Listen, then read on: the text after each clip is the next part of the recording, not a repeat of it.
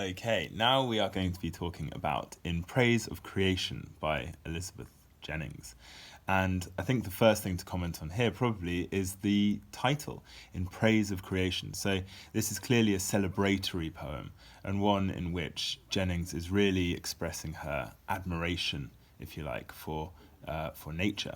And not just nature, but creation. So there's an implication in here that the natural world has been made and been created, and therefore Jennings is able to see a kind of a logic to it and an order to it.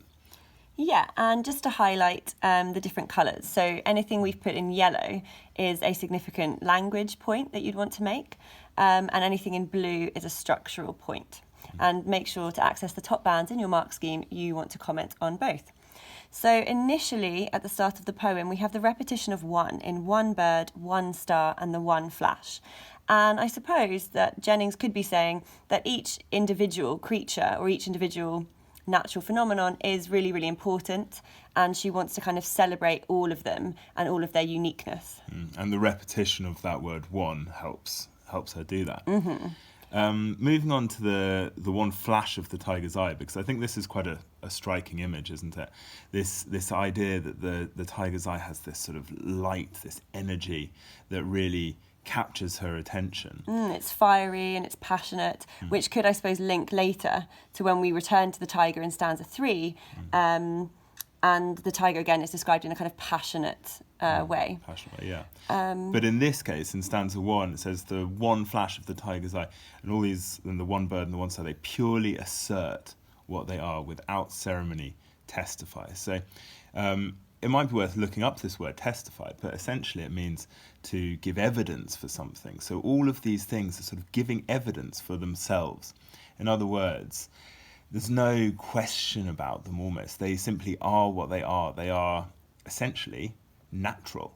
And I think you could zoom in on the word purely, the adverb purely, and explain that it, has connotations of something unadulterated, something innate, something really, really kind of clean.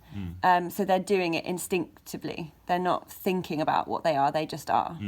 And testify is also quite a powerful word. It has almost sort of legal connotations. These things are proving what they are. And then the reason that we've put that in both yellow and blue is because although testify is an interesting word to comment on, Jennings also repeats it, and we see the same word used to begin the second stanza. And so really it's sort of emphasising this point that they are testifying to what they are. And in this case, actually in the second stanza, she makes it a little bit clearer what they're testifying to. And they're testifying to order, to rule. And so this perhaps links back to what we were saying about the title and the fact that creation has an implication in it. That word has an implication in it, that something has been made, and made with a kind of a structure, made with a plan. And here in the second stanza, Jennings really is exploring this idea that there is order within the natural world. Yes, the rest of stanza 2 is taken up with 3 examples of where the natural world is so clever, in effect, that it does certain things at certain times. So the birds mate at one time only. And I suppose you want to zoom in on that word only to suggest that there's a kind of cyclical pattern to what the birds do. They know when to mate. And again, it's natural to them. And I guess it continues as well, the natural order of things, because obviously they'll reproduce. I suppose that then links to that second image in there, the idea that the sky is for a certain time full of birds. So once the mating season has taken place, we have the young, and then there's a time when the sky is full of birds because the mating process has happened. And again, it's just simply showing the kind of the logic, if you like, of nature and the patterns, I suppose, also within nature. Yeah, and while we haven't actually highlighted it in blue, I suppose here, after full and before of birds, where there is no end stop, so it's an example of enjambement there, you could link in the reason for that, which is because there's a cycle. And so every year, this sky becomes full of these new birds and there's new life, and that's a continuous cycle. And you could make a nice comment on that. And then finally, in stanza 2, the moon sometimes cut thinly, which I suppose is talking about the waxing and the waning of the moon and the moon's monthly cycle, which again is it sort of links, doesn't it, to that sense of order within creation. It's an interesting image as well, this idea of it being cut thinly. Perhaps that again suggests a sort of a craftsman behind the order in nature.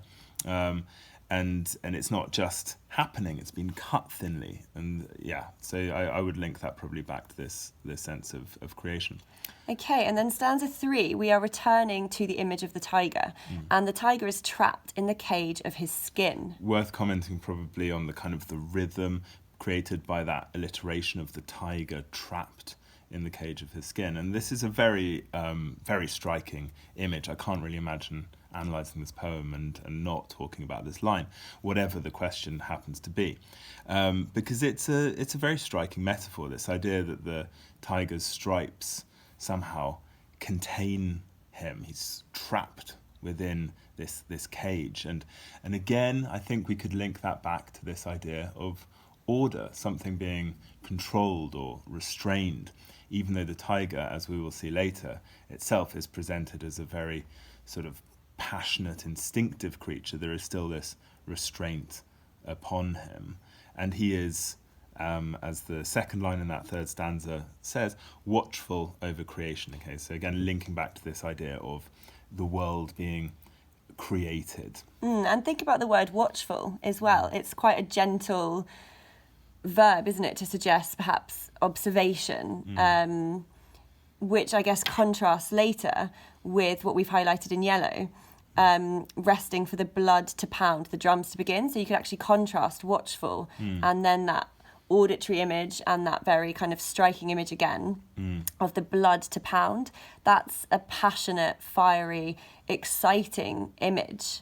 And yet within that as well, I think the idea of the drums is such a sort of a clever phrase to use in this context, because for me that image combines both a kind of an order, because a drum beat has a certain rhythm, but at the same time, you know, it also, I think, conveys a bit of this sense of kind of passion and energy and power that Jennings is trying to sort of imbue the tiger's mating process with. And so the tiger is waiting for these for the drums to begin, and then we have this intriguing image of the tigress's shadow casting a darkness over him. Now you'll note here there are a couple of structural points going on. Probably the first one to comment on is the assonance in casts a darkness, and to me that really creates a sort of almost a hypnotic tone, as though the tigress is sort of casting a spell. She's taking control, isn't she? She's taking control of the situation. Yeah, I would say so. And I think the enjambment as well between these two stanzas, between stanza 3 and stanza 4, helps perhaps convey the kind of the suddenness of this, the way that she's able to sort of cast her darkness over him. And darkness, we've also highlighted, perhaps we could comment on that as being in slight contrast perhaps to the order that we've seen elsewhere in nature. Perhaps, you know, it creates a sense of confusion, of uncertainty, you know, and when it's dark we can't see clearly what's going on, and also, you know, suggests the mating process perhaps as well.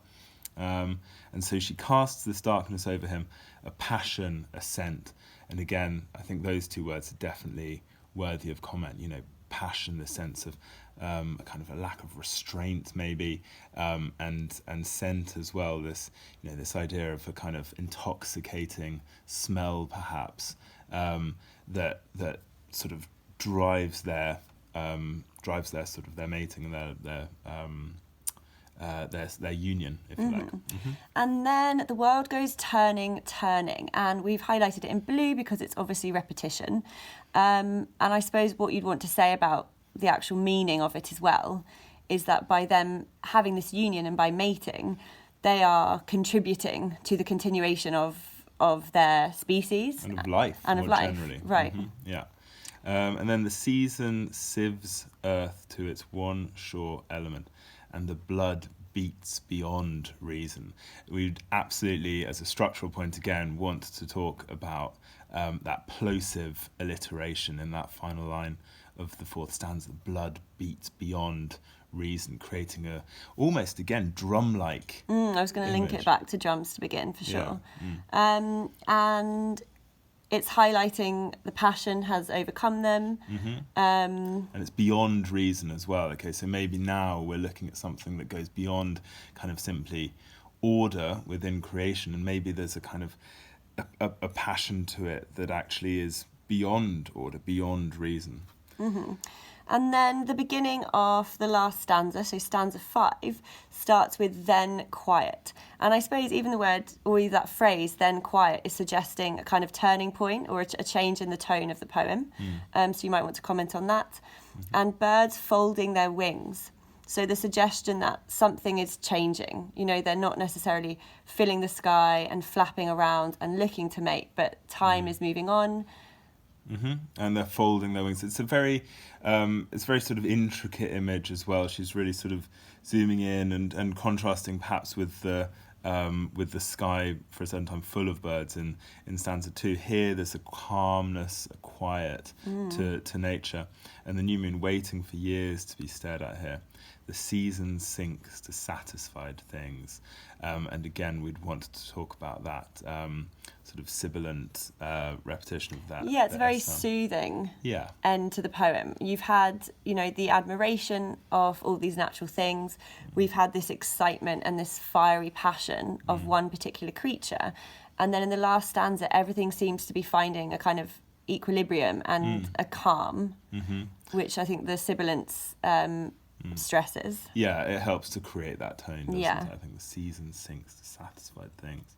And then we have this intriguing final line, and there are so many possible readings, I think, of this line, but man with his mind ajar. It's the first time really that Jennings has brought humankind into the poem. You know, she's been so focused on the idea of nature and creation, and here we have man with his mind ajar. And there are a variety of different ways this could be read. I think one way of looking at it perhaps is simply the idea that man's mind being ajar shows a kind of the thought process, sort of being open and receptive to sort of understanding nature and seeing both the order and the passion within nature. It's certainly an intriguing final line, and one to have a think about when you are revising this poem, and certainly when you're writing about it.